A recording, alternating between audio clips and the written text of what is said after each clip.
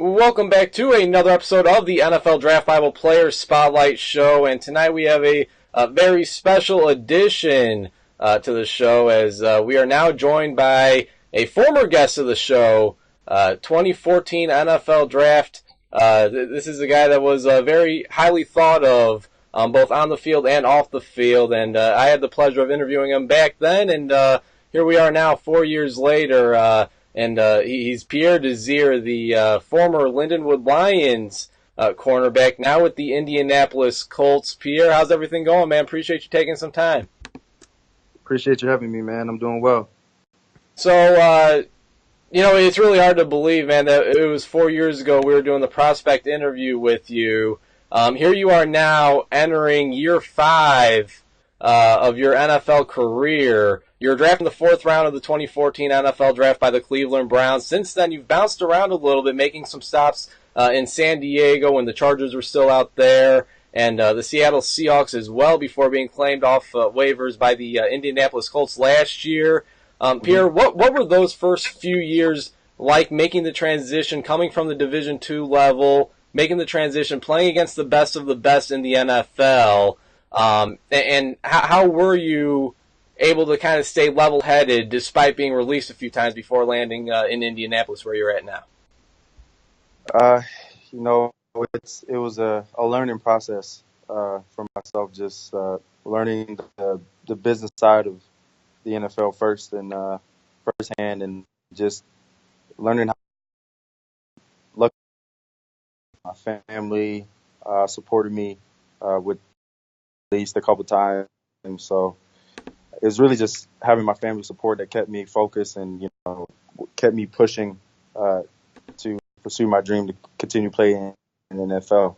But it was definitely a learning process for me, just every day just battling and making sure that I did what I needed to do to continue the dream.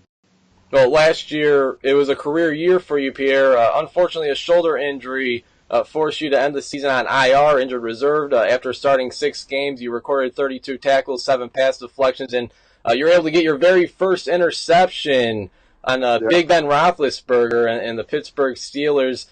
First things first, how's the shoulder feeling nowadays, and what was it like to get that first career interception against a future Hall of Famer? I feel it was great. I'm ready to go. Ahead of schedule. I'm going to be in training camp with the rest of my teammates. The first interception was, it's still a little, I'm trying to put in all the words. It's just an amazing feeling. It was one of those things that in college, I had a lot of interceptions. So, I was always wanting to know what it felt like to get my first one, and it was just the best feeling in the world, and I'm just blessed that I was able to, hold on to the ball and bring it down to the ground. And I mentioned, a big opportunity that came your way there with the Colts. You're kind of thrown in the fire. You arrived there and you seen the field very quickly there in Indianapolis, and one of the reasons being not only because of your performance in practice and throughout the weeks, but a lot of the injury bug really hit Indianapolis last year, and specifically to the secondary, most notably Malik Hooker, the rookie defensive back out of Ohio State, was having a heck of a season. He goes down. Talk about what it's like to work with him in what you did last year, and what kind of player he has the potential of being. He has very great instincts. He's one of those guys that just has a knack for the ball. Unfortunately, his season was cut short in his rookie year. He's one of those guys that just is always around the ball. He's smart, and I can't wait to see what he does this year and play alongside of him. And Pierre, over the last 4 seasons, you've really been able to play with or be a part of some really talented, some really good secondaries.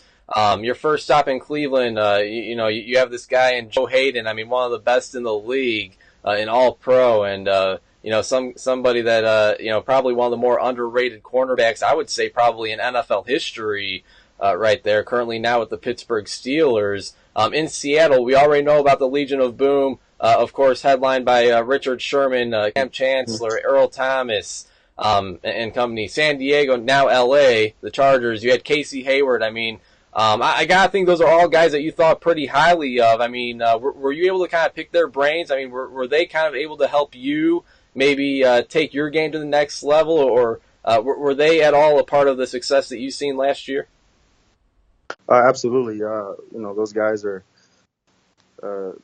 I keep in touch with them. During my time with them, I always, try to get whatever information I could from them to help my game. I learned so much from all of them, and just try to take anything that they learned throughout their career to help me in my game. And it's just a practice with those great players.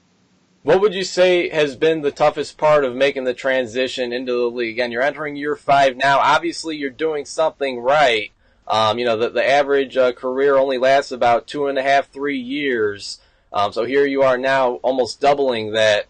What's been the toughest part, though? The toughest part, I say, is just you have to be consistent. This league is all about consistency, and you have to be able to do the same thing and excel day in and to be able to compete, and you have to stay healthy. So it's all those aspects that you have to incorporate in a long career, and you just gotta continue to stay motivated, and then and everything will work out, and you can control what you can control, and gotta do the rest. Best wide receiver you've played against so far? The best wide receiver I played against so far would have to be Antonio Brown.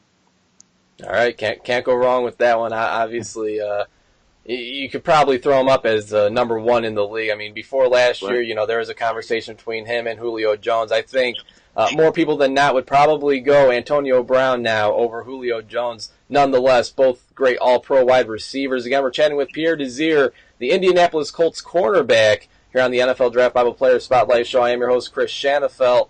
And Pierre, I mean, talk about your draft journey, I guess. I mean, the 2018 NFL Draft just came and went.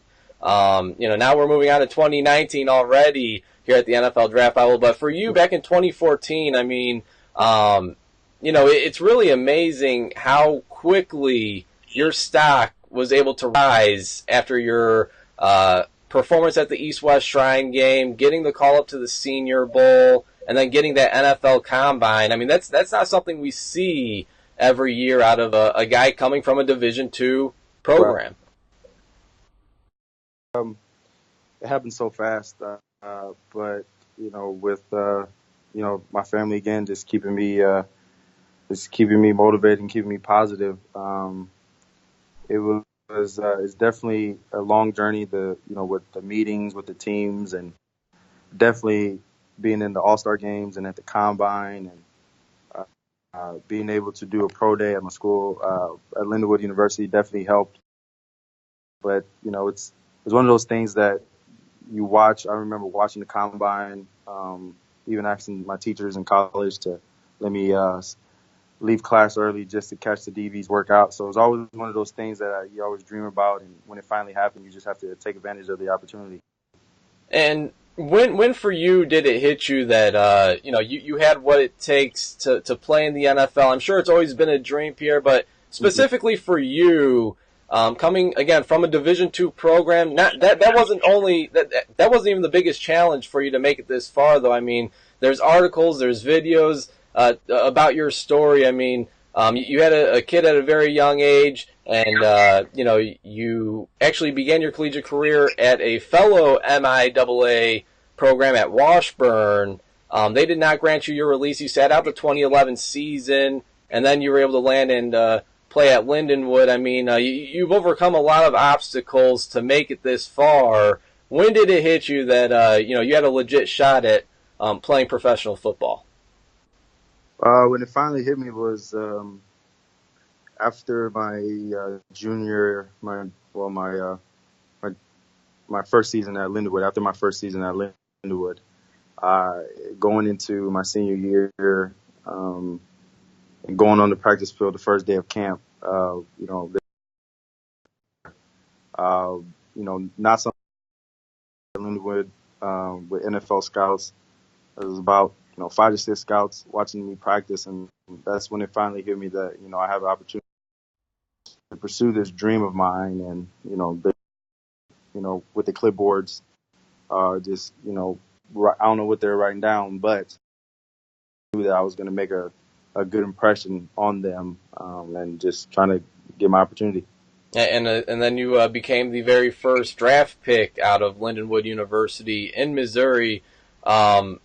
Was it a surprise that your name was called, or that the Cleveland Browns selected you? Was that a team that you met with a lot during the draft process? A lot of times we hear guys, they're completely shocked when they're drafted by one of these teams because they had no communication with that team.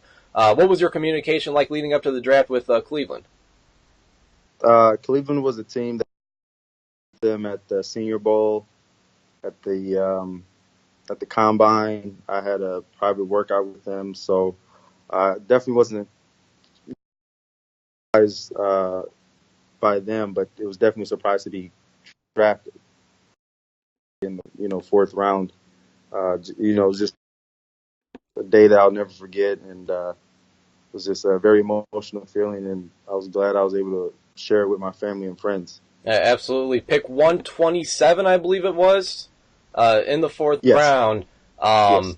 And yeah, I mean, it was awesome, obviously preparing for this interview, and even getting to know you years ago. I'm keeping an eye on the ESPN series that you're a part of, the Draft Academy or Draft series that they had back then. And,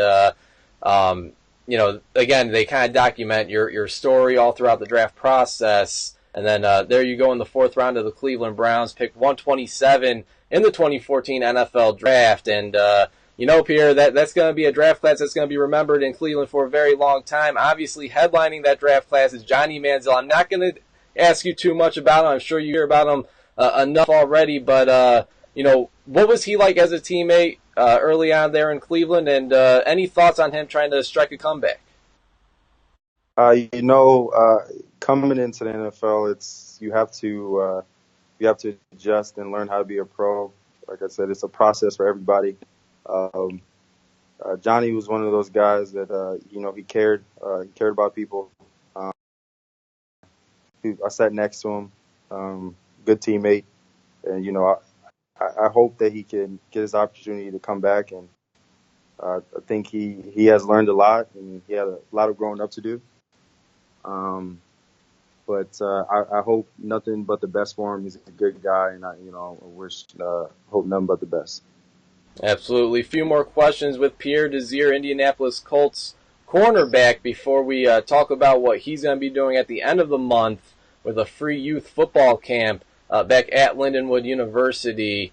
And Pierre, what advice would you give to fellow small school guys looking to make it to the NFL, or again, just last week we wrapped up the 2018 NFL draft, and what advice would you give those guys that just heard their name called, or maybe they signed an undrafted free agent contract, or they're trying out for a team? I mean, what advice maybe would you give to them that maybe you didn't know heading into the NFL back in 2014? The advice that I would give them is just, just do whatever that you did in college that got you to that point to get that call for a training camp invite, or getting a signee.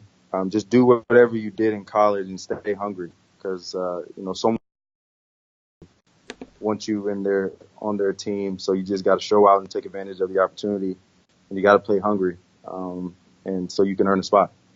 Now that's advice to every small school or guy that is kind of against the odds here, but cornerbacks, right? I take it you don't want to give that to fellow cornerbacks looking to take your job.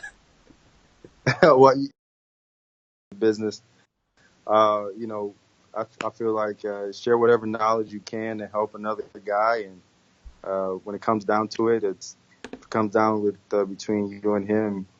You have to compete, and I'll beat that guy. But I always like to give advice to guys, especially Division II guys or small school guys, because it's always good to have someone in your corner, someone who's going through the same experiences that you're going through.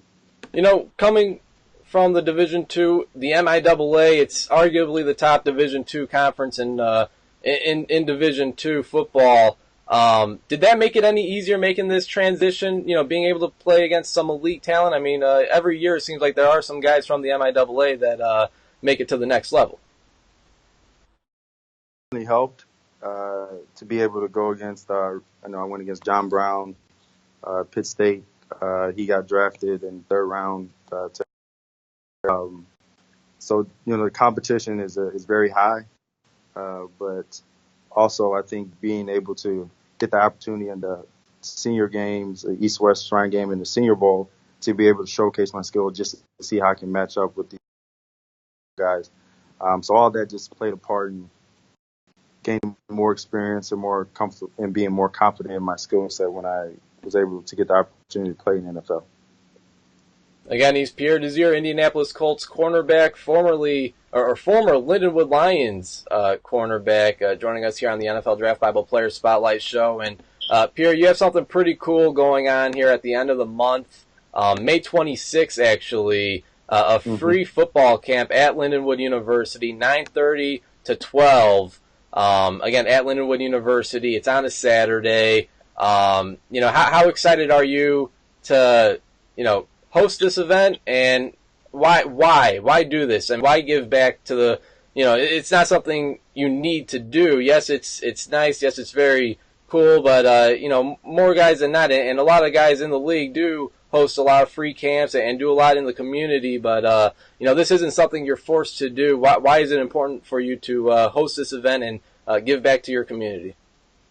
Number one, I'm very excited for this opportunity to have the free camp at Lindenwood University. But I'm a firm believer of giving back, whether time, and it's always a good feeling just to help the kids and give back to the people that helped me and show the community that I care. And I'm very excited. It's my first camp. We're going to have a lot of fun. There's going to be music. We're going to show fundamentals of football. I'm going to have a couple of my teammates with me. So Lindenwood coaching staff is going to be there. So I'm very excited. It's just going to be a fun time and just to give back to the community and show everyone, that we care and that we're here to help and do whatever we can to help the kids with football. Now, is it too late to register? I know. If it's not, it can register at footballlindenwoodlionscamp.com. Not too late to register. Registration is open.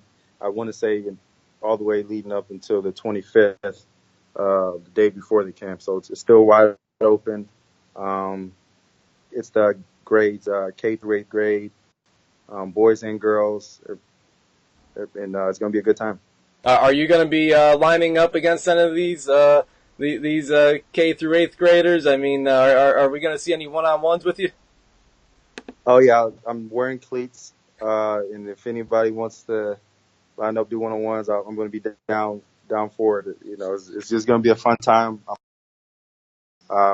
Family's going to be there, friends are going to be there, and I'm very excited. That's awesome. Well, Pierre, really do appreciate you taking some time to chat with us. Congratulations on all the success, and again, certainly wishing you all the best in 2018 and beyond. And great stuff you're doing in the community with this football camp. You're again, like you said, you're first, I'm sure, of many that'll be held there at Lindenwood University. Really appreciate the time, man. Yeah, no problem, man. Thanks for having me. It's always good talking to you.